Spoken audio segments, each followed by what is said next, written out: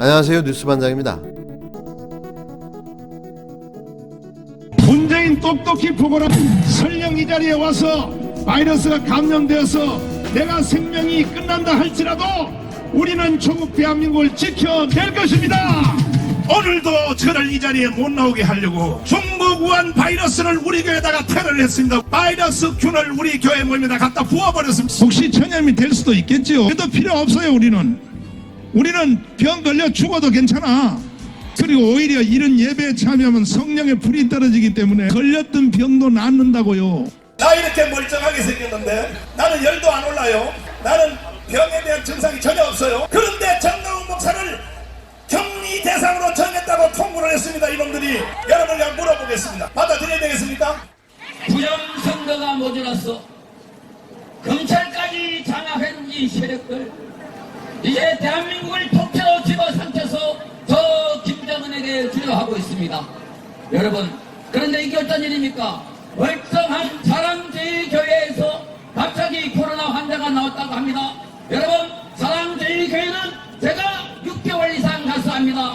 다 체크하고 마스크 씌우고 그리고 손 소독했던 곳입니다. 그런데 8.15 집회를 앞두고 갑자기 코로나가 나타났다고 하는 거 이상하지 않습니까? 사회적 거리두기 안 한 책임은 문재인에게 있습니다. 여러분, 서울시청 광장이 문재인 네 거냐? 밤 11시에 정말 대한민국을 생각하는 판사 한 분이 이 집회를 허가를 했습니다. 아직까지 정의로운 판사가 살아있습니다. 아직까지 문재인 일당을 처단할 정의로운 검사가 살아있습니다. 여러분,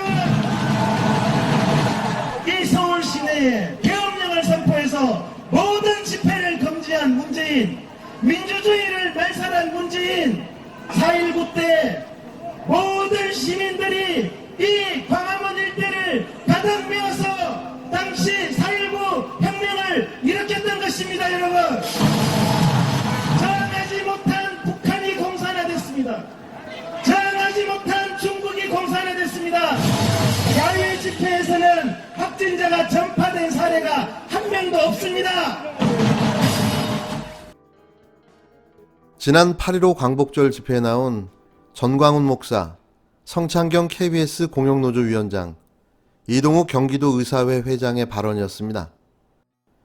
김정은으로 시작해 문재인 탄핵으로 끝나는 이들의 발언은 대체 무엇 때문에 광화문에 모여 집회를 하는지조차 알 수가 없었는데요. 대체 뭐가 문제고 뭘 요구하는지조차 종잡을 수가 없었습니다. 보통 이런 반정부 집회는 자신들의 이익을 지키거나 자신들의 신념과 사상을 집회 결사의 자유를 통해 의사를 표명하고 표현하는 건데요.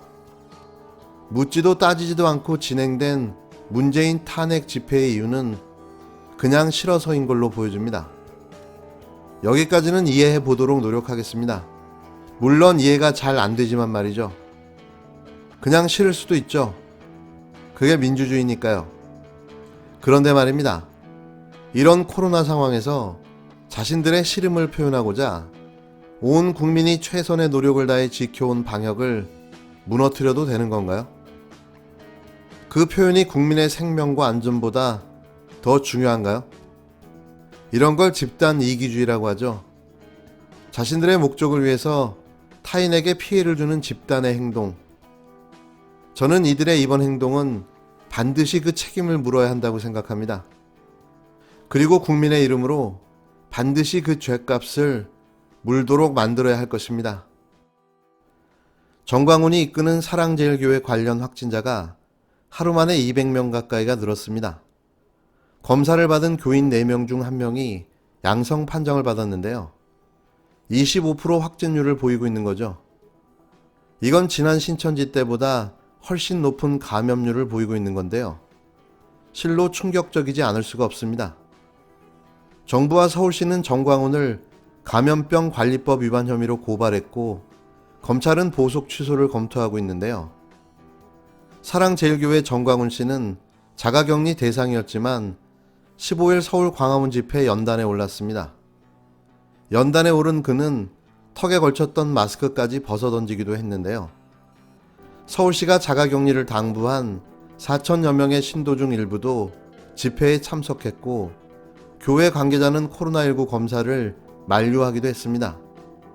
16일 낮 12시 기준 사랑제일교회 관련 확진자는 하루 사이에 190명이 늘어 249명을 기록했는데요. 검사를 받은 800여 명 중 목회자를 포함해 무려 25%가 양성 판정을 받았습니다. 그런데 아직 3천여 명이 더 검사를 받아야 해 확진자가 폭증할 가능성이 높은데요. 방역당국과 서울시는 당일 전광훈 씨와 사랑제일교회 관계자를 감염병 예방법 위반 혐의로 고발했습니다. 사랑제일교회는 지난 13일부터 폐쇄된 상태인데요. 서울시는 교회 방문자 명단 확보에 나섰지만 이 과정에서 일부 교회 관계자와 충돌도 발생하기도 했습니다.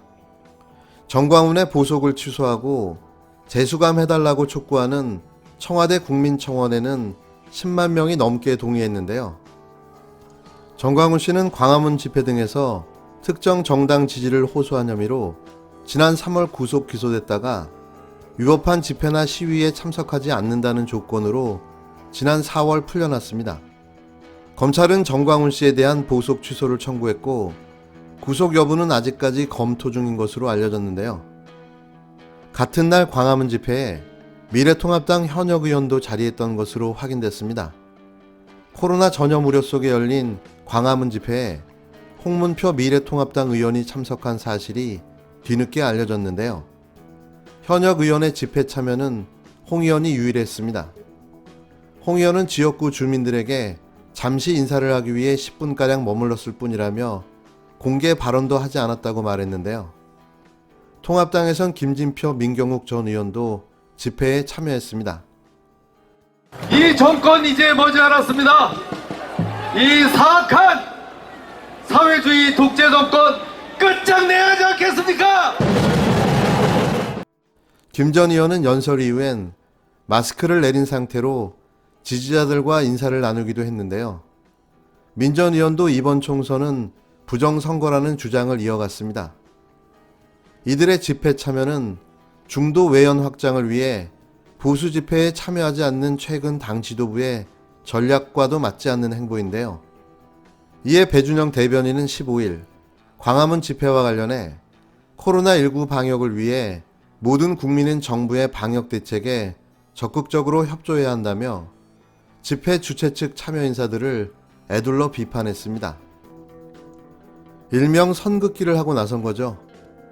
하지만 지난해 내내 미래통합당 전신인 자유한국당 지도부 황교안 대표와 나경원 원내대표는 전광훈이 주도한 집회와 예배에 참여하는 등 꾸준하게 전광훈을 지지해왔는데요.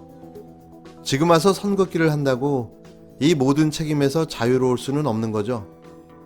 지금의 전광훈이라는 괴물을 누가 키워냈을까요? 그건 제일 보수 야당인 현재의 통합당입니다.